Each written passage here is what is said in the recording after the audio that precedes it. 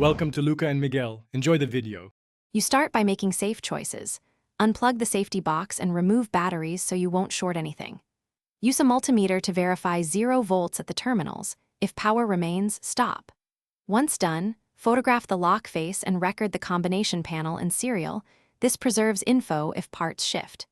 You now open the case back panel with the appropriate screwdriver.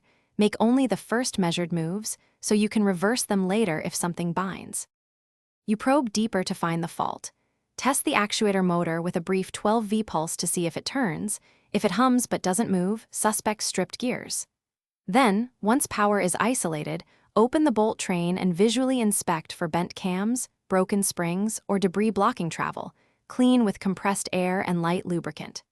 Next, make sure the keypad ribbon and fuses have continuity. Replace a blown fuse or frayed ribbon. Before reassembling them, you finish by fitting replacement gears or springs, using OEM or exact fit parts so tolerances stay correct. Reassemble in reverse order. Tighten screws evenly to avoid warping the faceplate, then reinstall batteries and restore power. Once done, run 5 deliberate open and close cycles to verify smooth operation and keypad responsiveness. If the lock still fails intermittently, check for intermittent wiring. Wiggle test connectors while